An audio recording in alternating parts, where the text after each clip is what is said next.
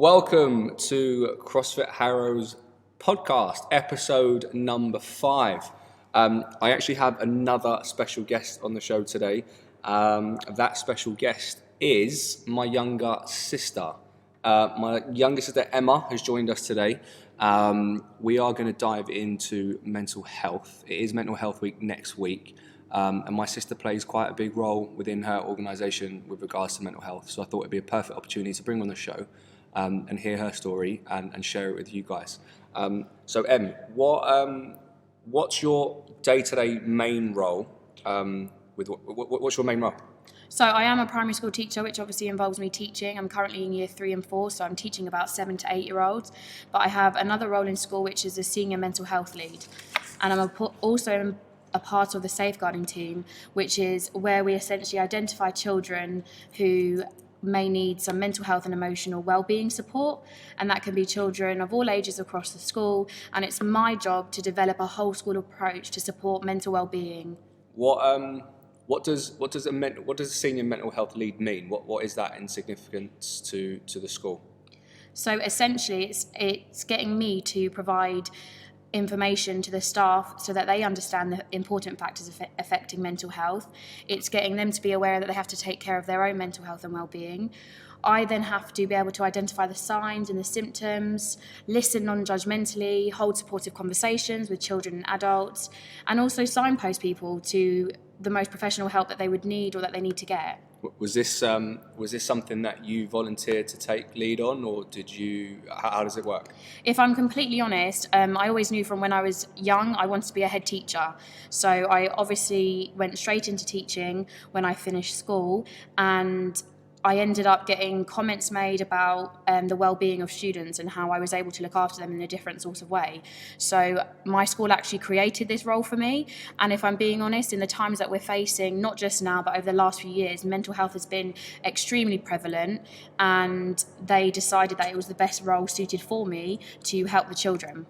So yeah, I mean, I'll hold fire on some stuff that I want to talk about with regards to mental health and stuff, but with regards to, we'll cross that over later on in the show, but with regards to the situation that we're in now, how is that impacting schools, or let's say those students that were identified pre-COVID-19 having or needing support? What are schools currently doing, or what do you know, and what can you say to people? Well, we are quite fortunate because we're at the moment a part of the green paper that the government put together, whereby they set out the ambition that children and young people who need help for their mental health are able to get what they need. So we actually have a mental health workforce of community-based people on site who I liaise with, who I work with, and they have children who they were working with pre-COVID-19, and they've been amazing. Some of them were a part of the CAMS team, which is the Children Adolescent Mental Health Service. We also work with HUES, which is the Health and Wellbeing Service, and they have continued working with the children if they felt comfortable and their families over online programs, which I'm sure obviously everyone has had to sort of move to. However, some children are not responding, and they do not want video calls, or they don't want to be speaking over the phone. They just want to return to school. Yeah, there's obviously a bit of a safeguarding issue there as well, right? There can be, but the teams that are in there, they have really well developed equipment so that there aren't any safeguarding issues, otherwise they wouldn't be able to carry it out. But it's also thinking about what makes the children feel comfortable, because they would have never experienced anything like this before, so their mental health will be impacted every day that they spend at home. Yes, it's great that they're with their family, but they're not used to their normal structure of school. But what about going off topic a little bit, we could talk about the safeguarding of children, but also what about with regards to teachers who happen to deliver maybe online classroom or classes to their students who are not maybe comfortable wanting to deliver those sessions, and parents and students having a bit more of a kind of view into their personal lives, although that's not mental health directly, but there is a bit of a ish aspect to maybe teachers not feeling so comfortable in their environment anymore. I believe that mental health has got to do with everything, so I completely agree. It honestly depends on what school you're working at. Some teachers have to make videos and they don't have a choice. However, unions have been very good to back up teachers, so if you don't feel comfortable, then they are not urging you to do it. But again, it depends on the team around you. If you have a team to support you, they will help you, because children spend so much time with their teachers that they would even be able to tell on a video how they are feeling. So when teachers, if they go on video or if they speak to the children over the phone, that can give them such reassurance and help them for the next week. I know, for example, I'm still at school helping the children of the key workers, and I'm also doing things online. So I've got to find what also will suit me best and make my time the best, so that children are also helped in the right way. Yeah, I guess it depends on the resources of the school or who you're working for, right? Definitely. You said about the green paper before, written by the government. Before the show, we were talking, and you were telling me that your involvement within the green paper. What is that exactly? So that is whereby I liaise with people with a team, and there's a mental health workforce. I'm also part of a project board, which means that each month I meet up with the Barnet Commissioner or a secondary school representative. I'm the primary school representative. I meet up with different roles in this green paper to identify what is actually working well for schools, what is working well for children, and also parents. I think what I've learned from this is it's a whole team effort. So we're then getting support from the government. If we need extra funding, they're seeing what they can provide, and we're seeing what we can place in schools, because it's all about early intervention. So is this something that is published by the government?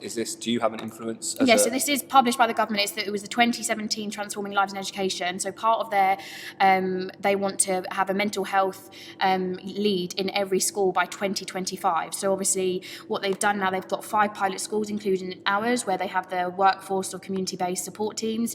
And that's where it's starting. So it's across a certain number of schools at the moment, but then we'll eventually roll out to every school. And what they're taking from us when we have project board meetings is what is working, what is not. So it's trial and error, because it's so new. People have only started really beginning to break the stigma of mental health at the moment. Yeah, I mean, it has been quite a big thing for the last couple of years, and this is something that I wanted to dive into. And it's, at what point does something become a mental health issue? Where's the boundary? What does it cross over? Because we all are challenged with everyday life challenges, adversity, rejection. Like going back to the first podcast that I delivered, we all encounter those things day to day. So at what point does it become a problem that support is needed for that individual? Because ultimately we all need a bit of support, but where's it become serious? Well, obviously everyone has mental health, so it's about a balance of whether or not it's impacting your daily life and your routine.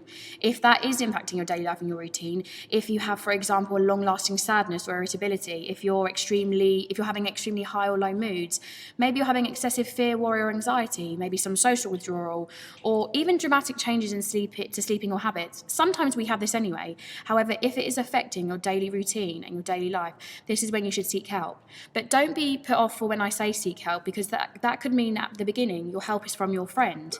Yeah, and I think that's where people sometimes, maybe as adults, people don't want to ask for help because they feel that they might be embarrassed, especially as a child as well. You might feel embarrassed, you might not know who to ask for help. But I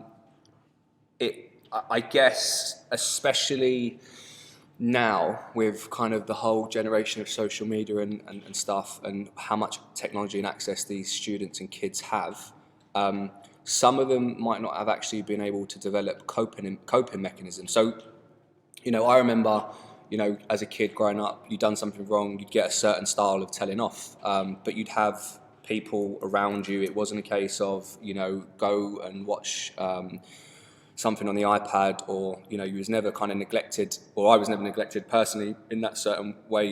I think I dealt with it maybe by kicking a football against the wall for hours on end because I found that fun. But kids maybe nowadays don't develop the coping mechanisms they need to progress or to actually deal with a situation which is completely normal. Would you agree? I agree and I disagree there, because I think, for example, yes, in school there is a system that we can now follow to identify children who need help. However, when you have issues, it can result in actual behaviour. It won't always be that you're crying all the time. It could be that you end up being disruptive. But I see those kids every day, and even in a bit of a personality change. Yeah, well, of course, and that's a big key. That's where teachers play such a vital role, because you spend so much time with these children. So you do look out for what's happened to their behaviour. And actually, I think nowadays we are accepting about talking about things, and the children are building more resilience. Yes, they're exposed to so much more. I think when I was young, that's when social media began to come out, and I feel like parents didn't have any control over it, but it depended on the person you are. Whereas nowadays, children are experiencing so many different things. I have kids at school that straight away their job, they want to be a YouTuber, and you already think as an adult what will happen. But what I think to myself, it can be hard to identify in yourself your issues and other children. But if you were, for example, if you cut your leg and you were bleeding, would you just leave it to bleed, or do you go and seek help? So it's sort of the same with mental health. But yeah, okay, I get that. But there are some, there are certain individuals that would wipe it, crack on. There are other individuals that would seek, medical care. They'd want a doctor's letter. They'd want, they can't carry on. And yeah, there is. I understand where you're trying to relate it to mental health. But this is where early intervention is key, because all of these. So I'm someone who's very resilient. From growing up, you build up these things and you deal with it and you get on with it. However, some people cannot. You do not know when you see someone at work, at school, at the gym. You do not know what's going on behind closed doors. You have children as young as 5 who are experiencing ideas of self-harming. 1 in 3 children in every classroom have a mental health disorder or symptoms, you could say it. People are obviously scared by those words. But you have to also accept that everyone deals with things differently. So you... Yeah, I do agree with early intervention and having... I do think it's important with regards to support. And that's what the government are trying to focus on. The earlier you get it, the more you can help children, because usually the problems you have in adult life are from you as a kid. Definitely. And, they had underlying issues that weren't addressed. And data is starting to prove that sometimes you don't show major symptoms until you're over 25, but actually your first symptom you experience could have been in primary school. And I'm talking things like a social disorder or even anxiety. Anxiety is something we all sort of suffer from, but it's whether or not we can manage those anxieties. Yeah. I think so some of the signs, it doesn't necessarily have to be, there are physical signs, which is obvious. It helps us identify those people that really need that help, but there are things that aren't physical signs. So people suffer from lack of sleep, anxiety, stress, depression, loneliness. These are all things that contribute to mental health. And I guess in a playground for a kid, there is the element of loneliness, which or when they first roll into school, or the transition from primary school to secondary school, there is the element of loneliness and not knowing anyone, and that can lead to bigger anxiety, bigger depression, and kind of a bit of a whirlwind effect and head down the route. Definitely. I think during even like this sort of crisis, no one would have imagined a pandemic like this. So it is okay to feel normal. It's okay, to feel sad, confused, stressed. Those are all normal emotions. You might even feel scared or angry at times. But I think the key thing is to talk to people you can trust. If you do have to stay at home during this time, you need to also maintain a healthy lifestyle. I think for kids, for adults, for anyone, this is where physical exercise is an essential component of improving both your physical and your mental health. Yeah. Do you remember that time, I think it was February last year, even possibly this year, that I came to your school, to deliver, you have the Mental Health and Fitness Week? Yeah. And just the impact of... So for those of you that listening that don't know what the Mental Health and Fitness Week in schools are, Em, do you want to explain? Essentially, what we do is they actually have 2 throughout the year of mental health weeks, and we created one where we put mental health and fitness together because we find it so important in our school. You can think you have the most healthiest mind, but unless you're also physically healthy, it's not going to help you. So we, across the school, put a session together where children were doing exercises on mental health. They did mindfulness, some yoga, and then also my brother came in and delivered CrossFit sessions, which was great to see. Children love exercise, and they also love it coming from an adult who is also passionate about it. That makes them passionate. They thrive off that. Yeah. So they were able to actually get involved, have a laugh, and what's great about kids, they make mistakes, they learn from it, and actually they end up showing you out more than what you can do. And I think the important, especially, inclusion is very important anyway in games and team sports, hugely.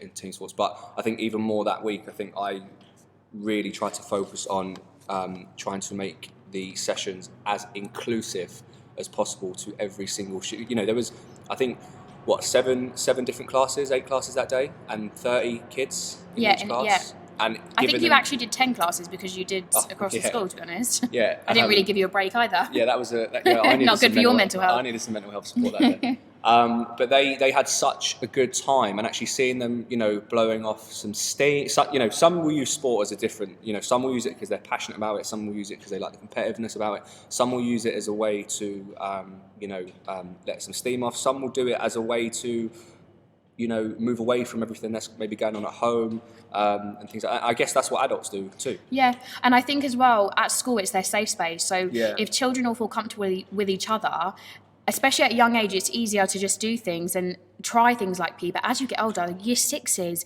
it's physical exercise is a little bit more difficult because they then become more self-conscious. And I think that's the issue then with adults. You're more aware of what you look like, It's a bit of a vicious cycle because, you get to that point of maybe you go from year 6 to year 7, you're starting to get a little bit older, a little bit wiser, you're starting to explore your body a little bit more, and you've got the internet that is added to that with social media and things that people see.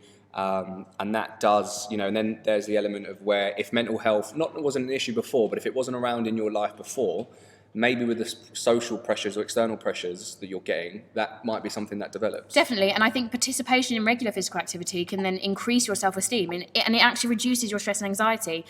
Even if you just go out for a walk, if you start small, that helps, that plays a role in preventing the development of mental health problems. Yeah. I think that people, by experiencing exercise, and it is sort of an experience, I think it then improves your quality of life. But sometimes with exercise, I think it can actually take you years to enjoy it. You may not have liked it as a kid, you may have experienced horrible PE lessons, you may not enjoy gyms. So when you then find the love of it, I feel you are able to experience it in a different way. Yeah, see, I've got a bit of a view on that because I think a lot of people give up before it's, they give up. They're actually, I've said this in one of my previous podcasts, they give up once they're on the right track. But they just don't realise how actually hard it is. So they think, I'm going to stop. They don't see the results. They don't see, and that's not just fitness. That's in a lot of things in life, whether it's through work, friendships, relationships, job opportunities. They're on the right path. The things becomes too challenging to them and they go, this isn't for me. I'm going to give up. But that's where it all comes to your mindset, and it actually is how you've maybe been brought up or what you've experienced. Because by the time you're reaching a certain goal, people like to physically see that, and if they don't physically see it, I agree, they tend to give up because in your mind you don't have someone motivating you all the time, or people rely on other people. That's why social media end up doing so well, because you unfortunately rely on other people's opinions. But once you find that you don't need to be validated by anyone else, that will improve your physical and mental health. Yeah. So that for those of you that need a little bit of let's say inspiration with regards to having a bulletproof mind, which I call it, if you listen back to podcast 1, that will explain a lot of what we're discussing there. But I mean, in this time, you've used quarantine to explore your fitness. Has that improved or helped or changed your mental health or anything like that? Yeah, definitely. To be honest, I think in January I started doing the 60 days, and that was the hardest part because it is about getting through, I think, quite a few weeks to actually adjust yourself to a different lifestyle. And I think now it's something that I look forward to. It's a routine. I used to sort of never understand how you, Lorenzo, used to get so much enjoyment out of it and so much passion from it. I still do. And you still do. And now, but I'm finally seeing, I've always liked sport and I've always enjoyed it at school. I'd never had an issue, but to do exercise and enjoy it the way you sort of have is not easy for everyone. But it definitely now, it clears my mind. It helps me feel better. And I mean, what's great is my sister and I do it together. And I think when you sometimes have that someone to do it with, it pushes you that little bit more. But even if you don't, I've got to a point now where I'll still make myself do it because you're helping yourself. Yeah, and actually I think that this is by all means no sales pitch, but I think with regards to CrossFit, people, taking the hardest step for them is walking into the gym floor, and where you said having a partner or someone to do it with, where people find themselves in a class of like-minded people who are all suffering the same emotion, all there for pretty much the same reason. they develop that kind of friendship, that camaraderie, but then they get into a momentum with themselves where working out with other people gives them also that belief and that confidence to then go out and do it on their own, and at the same time improving their mental health because they're starting that belief system. Yeah, and I feel like if you're not being judged, that's the one thing I think resonates with people. If you can go somewhere you feel comfortable, then you can achieve anything. Yeah. I mean, the relationship with exercise and even your brain is crazy because it can decrease stress. It can just help you manage anxiety. There's a lot that it can do, which I think it comes down to then school. Were we educated properly enough to actually understand the true value or impact of it? Well, the education system has definitely changed from Definitely, and they're more aware of exposing children to many more things. But I mean, I know, for example, we've been setting our children at our school weekly challenges. So this week they're doing the squat challenge, and it's how many squats they can do in a minute. And they're so happy to have a task. And also they love a bit of competition. They like to know what the teachers get, things like that. So it's about making it fun and exciting. But then this might sound quite controversial, but going back, many years of having not having the resources that we have now, there are people that, who, let's say, done something wrong when they were a kid, maybe in the early 70s, 80s, 90s, and didn't have that support network around them, and have turned out, now fine, when there was nothing existed around mental health. And then as we've got older now, mental health seems to be, everywhere. In terms of if you, this is what going back to the question, at what point does it become a mental health issue, or is it normal, or is everyone just getting on that kind of? No, I think mental health has always existed, and there's been a lot of problems, but I think there's been fear that has been associated with mental health. When you hear the word mental health, I think people automatically think of crazy. Yeah. I think they think, if you've got mental health issues, or stay away from that person, or they've experienced this, they've experienced that. When actually, we all have these things that go on in our own mind, but it's how you can control them, how you can build resilience to that, how you can build your own self-esteem. But you've got to understand that emotions are okay. And yes, it can depend on what teacher you have at school. And it also can depend on what your parents are like, what your siblings are like. I know, for example, mental health in our household, I only really heard the words in the last few years. Otherwise, it always existed when I was younger, but it wasn't put in such a way. Yeah, that's quite interesting. I mean, they are not that controversial. Viewpoint is not my belief. It's just something that people do maybe think about and discuss. It wasn't highlighted years ago and stuff, but it is becoming more apparent in sports teams and stuff, even professionally.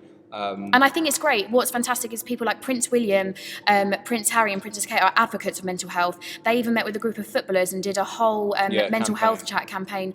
And what they do is they're pushing it so it is the norm. It's so prevalent in society, so why are we not talking about it all the time? Yeah. It's not something to be embarrassed about, and unfortunately some people still are. But then that's what they've got to deal with. Well, it's someone that you can find it, isn't it, really? Because we've all got best friends and good people we go and talk to, and I guess those are the people that we share those, let's say, insecurities or matters with, right? Yeah, and do you know what? Sometimes you might not even be ready to tell your friends. So if I could offer you any advice, if you felt comfortable, there are things like you could call the Samaritans or Young Minds. There are loads of different charities you could contact. If you're a child, there's always something like Childline who you can speak to. And also, the sometimes... support system in schools as well. Yeah, I'm talking about just at home. If you're not ready yet to make that jump, you can also write it down. We do things at school called a gratitude journal, where children who maybe have low self-esteem, we get them every day to write 3 positive things about themselves that either they think or that someone has said to them. And whenever they're maybe then feeling a bit upset or more upset than usual, they can go back to that gratitude journal, and it just boosts their confidence and their self-esteem a little bit more. In school, there are support systems that you can follow, and there are strategies that we can put in place.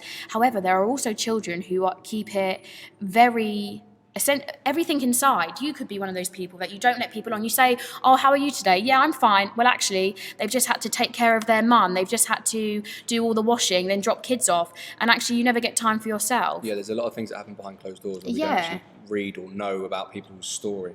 So you should always, whoever you meet, give them the time of day, because you never know what they're going through. And actually, what's funny is during this coronavirus time, when we go for our walks, Yeah, you end up smiling, saying hello to people you that smile you've never met. 100%, and that makes you feel better. We try and say at school that smiling is infectious, but usually when someone smiles at you, you find it very hard not to smile back. I think this time with this whole corona and the fact that we have to isolate and we was restricted and stuff has made people maybe treat each other maybe differently. Even if you look at the before this whole corona situation just kicked off, was celebrity in the news, Caroline Flack, who had suffered let's say maybe some abuse from social media, and that affected her mental health and unfortunately led her to and her way of dealing with it was ending the pain and leaving this world. So this time, hopefully, within this situation, because we've got a lot of things taken away from us, has made us, would like to think, has made us become nicer people towards those maybe that we don't know. The thing is, I think that obviously this is a horrific situation, but it's also given some people the time to spend that extra time with their loved ones. Sometimes that can be good. Know what they do, yeah, who they are. Yeah, sometimes that can be good, but sometimes you just need to go for a walk for yourself, and that's okay too. Yeah. But I think what we've also got to realise that this coronavirus will also impact a lot of people's mental health in the future. There'll be a lot of people still afraid to go back to work, go back to school, even get on the tube. Yeah, and that'll be for years. And that will be. But you've also got to understand that you've got to try your best to hit that head on. Otherwise, it will develop and fester inside and become worse and worse. And sometimes, well, all the time, your mind is your own worst enemy. Yeah. But if you keep telling yourself you can do it, you'll eventually get to a point where you can change your life. It is creating that belief system, and I keep referring back to becoming bulletproof in that first podcast that we said, and it goes along the lines of what you're saying in that message. So to wrap this up, there is support out there for adults. There are support out there for children, especially in schools. What I'll do is I'll put this in the link of our podcast. So at the bottom of this show, you'll be able to, if you do know someone who is suffering, or you might be that person, or you think someone can benefit from it, give them this information or use this information. And hopefully we can make the world a better. So, and final words from you, Emma? Just to say, everyone obviously is out of a routine. So if you can, try and get plenty of sunlight when you can. Try and do activities and exercise. Get plenty of sleep. Eat well. Do something you enjoy. Connect with others. And you know what? Why not start talking today? Stay safe. We shall be back next week with a new episode. Emma, thank you for your time. Thank you. Be safe, guys.